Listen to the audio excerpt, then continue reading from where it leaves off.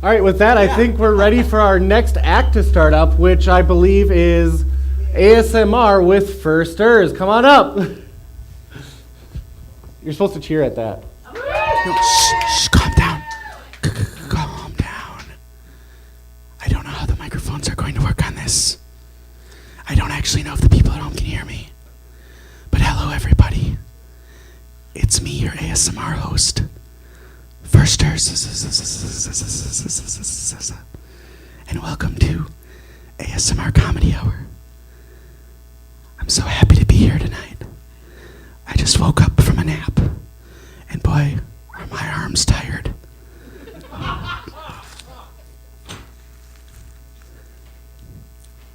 You know, I saw Bertha, the former professional hunchback, outside the theater tonight. She didn't get her back fixed. She's just out of work.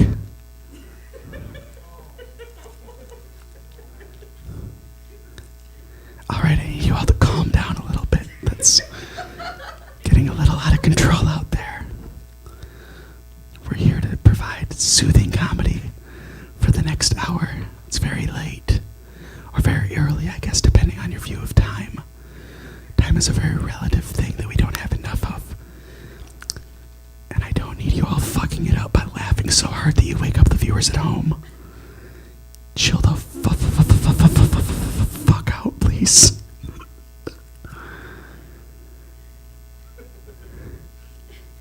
It's not 4:01. As you're laughing and closing your eyes, you're thinking of funny things. The Broad City finale, for instance.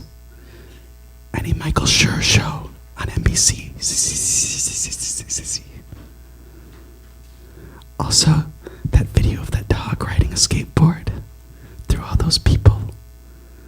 That's very funny as the dog rides a skateboard. And you think of that as you fall asleep and laugh.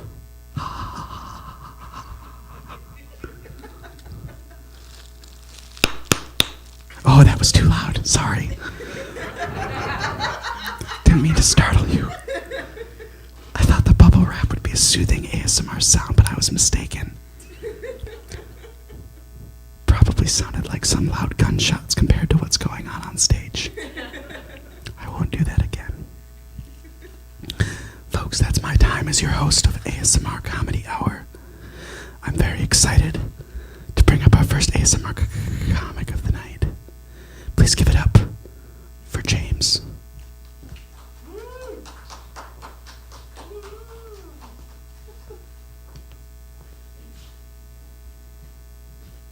Hi. Okay, I'm going to be providing you with some weather and also with some jokes. Hang tight. Okay.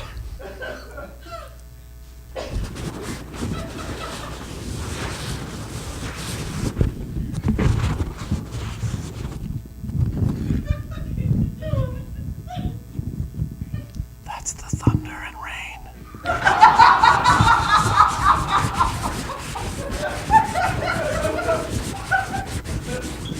Sven and Ollie are the only survivors of a plane crash in a Russian forest. They have to hunt and fish, build a shelter, and make fire with only sticks.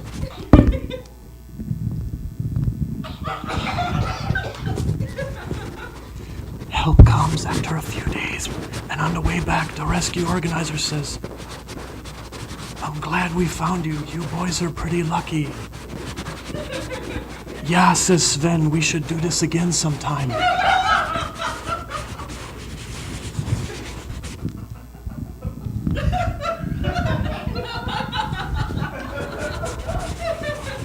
Why shouldn't you fold a sleeping bag? You might wake it up.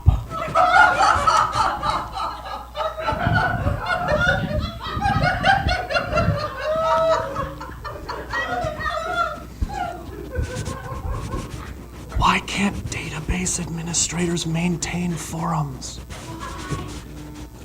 They keep tabling discussions.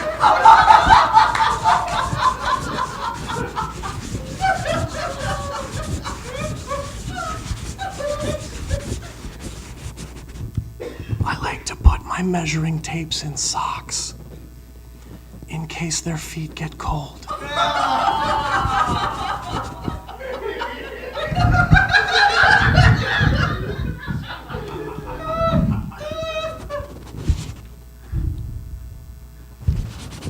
Why do backpacks go on your back? They like horsey rides.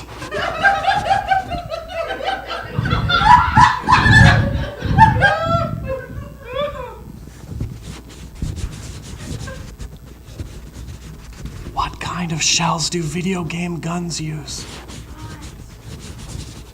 Nintendo cartridges.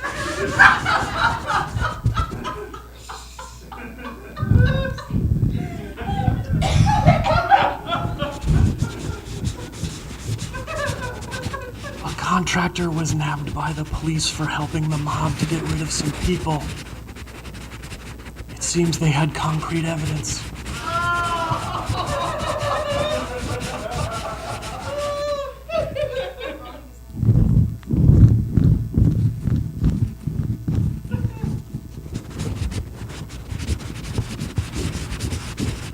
A kid was caught playing with himself in church. His mother asked if he was ashamed. Yeah, said the boy. If I was smart, I'd have waited till after the manger scene.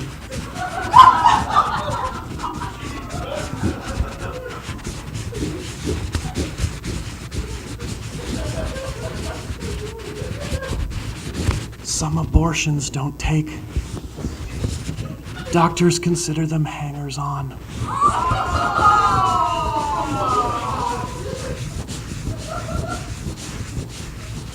I hope you've enjoyed this storm of comedy.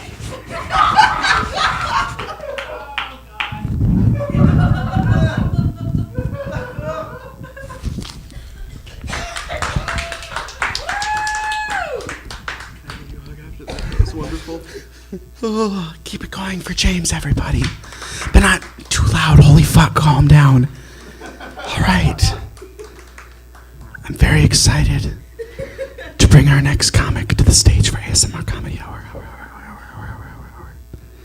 Please welcome to the stage, Bored Voice, my wife.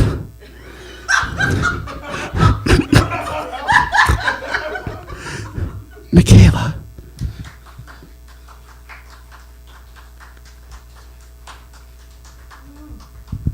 This is very tall. Let me fix it for you. There you go. Thanks. No problem. Anytime. It's me, your ASMR wife.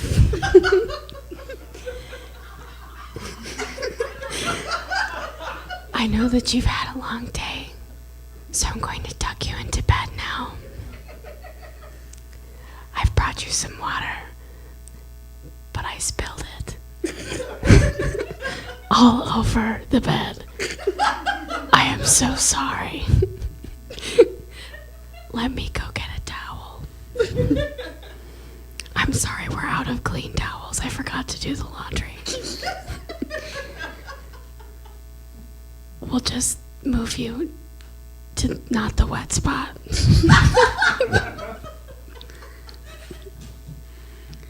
I'm going to run my fingers through your hair now. I'm sorry. My fingers are stuck in your hair. You should really brush it more often.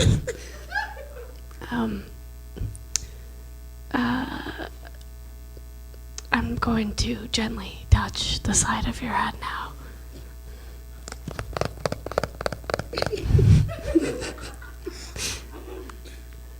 And I'm so sorry that I have poked you in the eye by mistake. This is not very relaxing, is it? I'm so sorry that I keep fucking up this whole thing. I'm gonna just go now and maybe sleep on the couch. Or you can, since the couch doesn't have water spilled on it. Let's hear it for Michaela, everybody. All she said was, I need you to stay up here and deal with whatever abuse I throw at you. So I obliged. How's everybody doing tonight at ASMR Comedy Hour? Good. I hope all of you are having laughter-type dreams in your beds at home. The streaming, all 10,000 people streaming this as you lay cozy in your beds. That's right, 10,000, right? Yes, 10,000. Oh, 10 million. Wow, 10 million's incredible. That's a lot. That's one person, 2 persons, 3 persons, 4 persons watching the stream. And now, for your next ASMR comic, please give it up for Kara.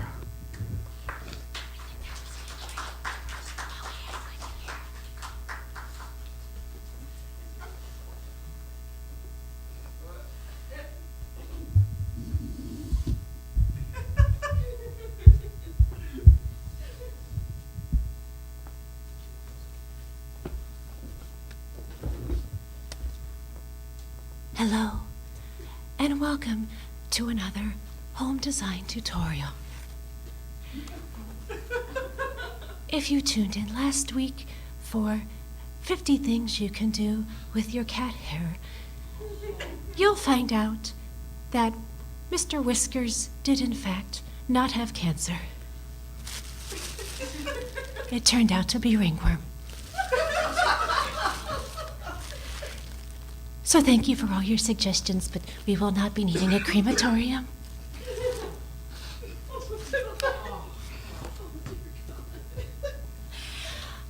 For today, we are going to do some napkin folding tutorials.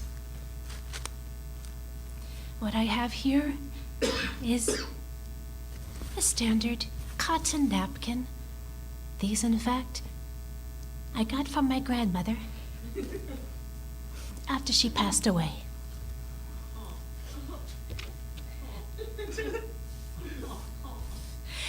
But it's okay because we got over $1 million from Greyhound.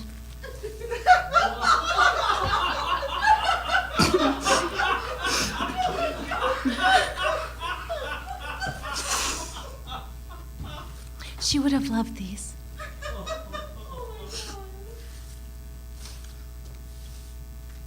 Unlike my bitch sister who got the house. So first, you want to take your cotton napkins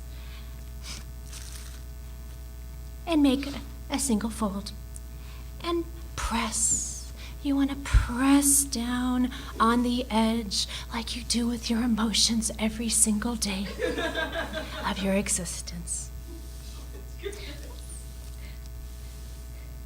Hiding all your darkest emotions. Next, we want to fold it again.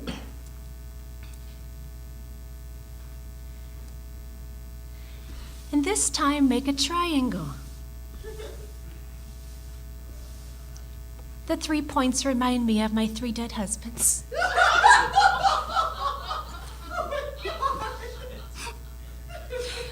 And you want to bring up the first point. Actually, we don't want to bring up the first point because I'm not allowed to talk about my first husband due to the injunction.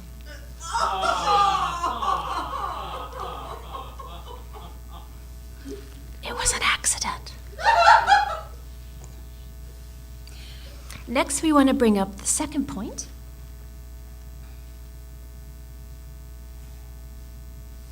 They never found his body.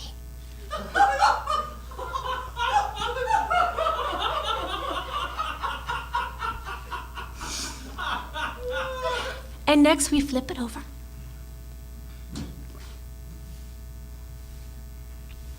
Like I'm sure my father does in his grave every day. Wondering whatever happened.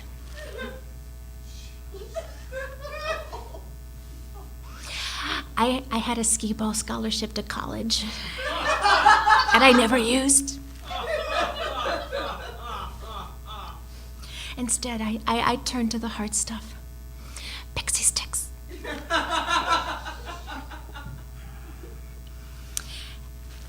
We're going to make a little napkin here, a little pouch for all of our utensils.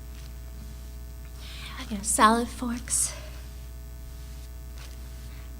knives, switchblade,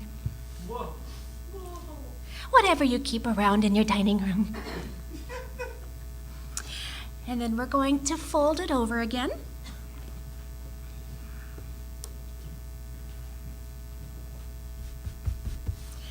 And don't forget to press, press, press hard.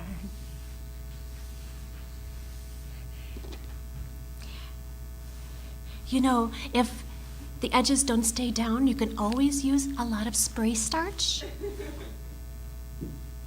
Or just give them one more good whack with a shovel.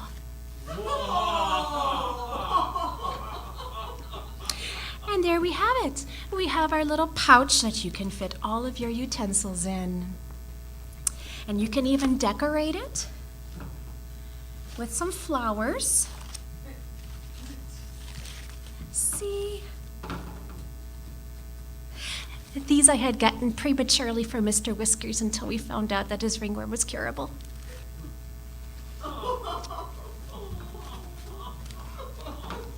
Now he just chases them around.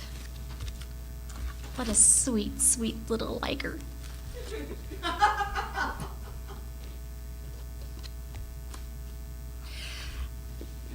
You can also use paper towels.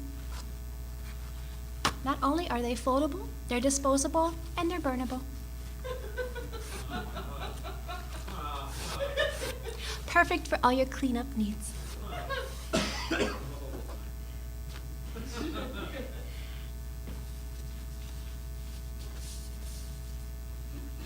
This one is the wave.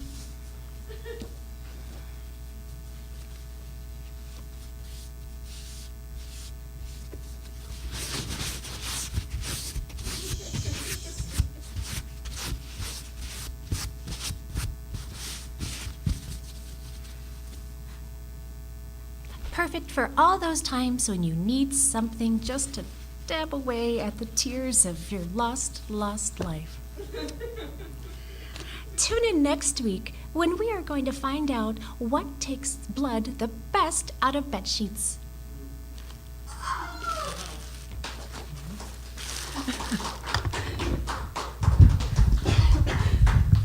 Keep it going for care, everybody. That was wonderful.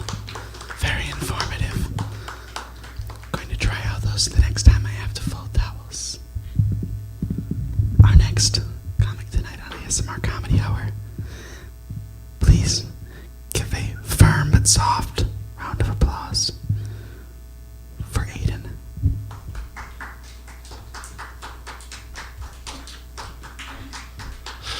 How's it going, everybody? There's a table up my ass. So growing up, my father, nice man, would always read me to sleep. He wasn't a very well-read man. The only book we had in the house was the screenplay for Reservoir Dogs. So, I'm gonna read an excerpt from that for you today.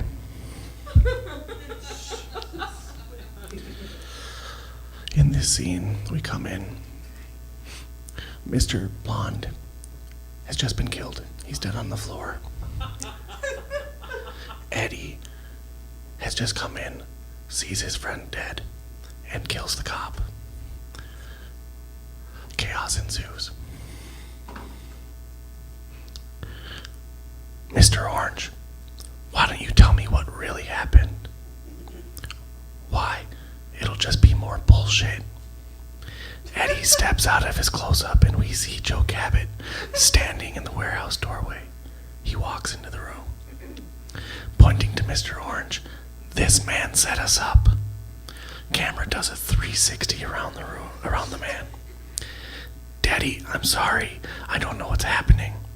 That's okay, Eddie. I do. What the fuck are you talking about? That piece of shit is working with the cops. Mr. White, Mr. Pink, and Eddie at the same time. What? Joe, I said this lump of shit is working with the LAPD. Mr. Orange's point of view, looking up from the floor at everybody. Joe looks down at Mr. Orange. Aren't you?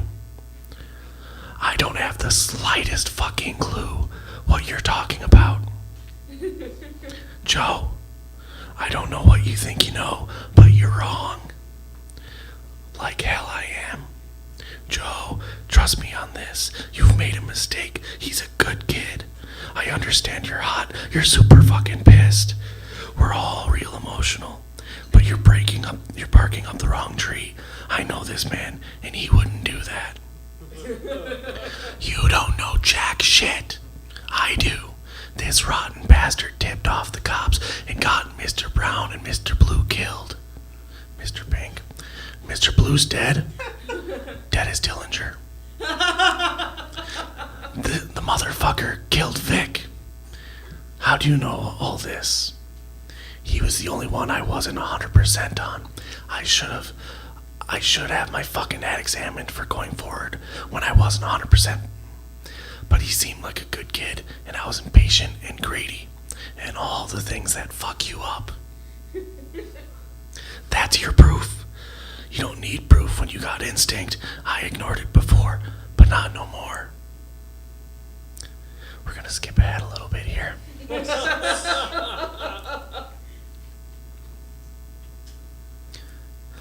Come on, guys. Nobody wants this. We're supposed to be fucking professionals. Joe raises his head to Mr. White. Larry, I'm gonna kill him. Goddamn you, Joe. Don't make me do this. Larry, I'm asking you. Trust me on this. Don't ask me that. I'm not asking. I'm betting. Joe's eyes go back to Mr. Orange. Daddy, don't. Joe fires 3 times. Pooh, pooh, pooh. Hitting Mr. Orange with every one. Mr. White shoots Joe twice in the face. Pew, pew. Joe brings his hands up to his face, screaming, ah, and falls to the ground. Eddie fires at Mr. White, hitting him 3 times in the chest. Mr. White brings his gun around to Eddie and shoots him. The 2 men fall to their knees, firing at each other. Eddie collapses, dead. Joe's dead. Mr. Orange lies perfectly still, except for his chest heaving. The only sound we hear is his loud breathing. Mr. White is shot full of holes, but still on his knees, not moving. Mr. Pink is standing motionless. Finally, he grabs the satchel of diamonds and he runs out the door. We hear outside a car start, then the sound of a bullhorn yells out, "Freeze, get out of the car and lie face down on the ground. Don't shoot." We now hear sirens, the sounds of more cars driving up, men running to the warehouse. While all this noise is going on, Mr. White tries to stand but falls down. He somehow makes it to where Mr. Orange lies. He lifts Mr. Orange's head, cradling it in his lap and stroking his brow. "Sorry, kid. Looks like we're gonna do a little time." Mr. Orange looks up at him and, with even more of an effort, "I'm a cop." Mr. White doesn't say anything. He keeps stroking Orange's brow. "I'm sorry. I'm so sorry." Mr. White lifts his .45 and places the barrel between Mr. Orange's eyes. The camera moves into an extreme close-up of Mr. White. The sounds of outside storm inside. We don't see anything, but we hear a bunch of gunshots cocking. The police, Freeze, motherfucker. Drop your fucking gun. Mr. White looks up at the three, looks up at them, smiles. Bang! We hear a burst of shotgun fire. Mr. White is blown out of the frame, leaving it empty. Thank you. Keep it going for Aiden, everybody. That was wonderful and soothing. Our next comic tonight on ASMR Comedy Hour, which is often been referred to as by NPR as way too fucking chill. Give it up for Sarah Baker.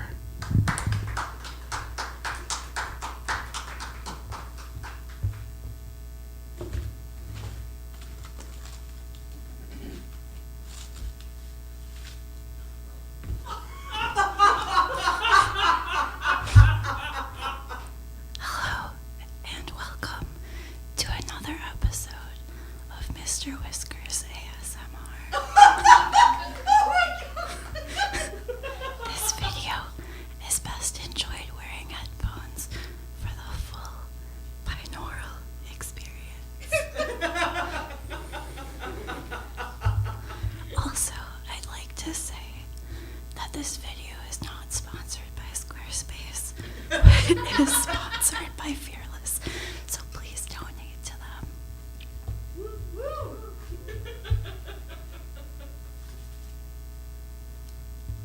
So to start, I'm gonna make some crinkle sounds with this crinkly toy.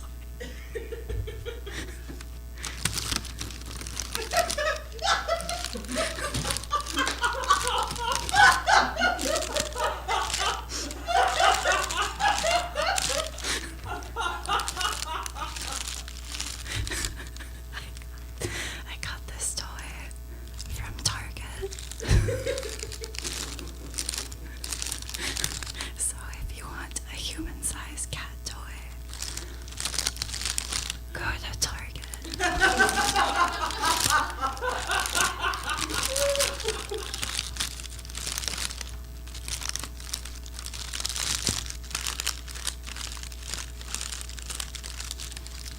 Meow.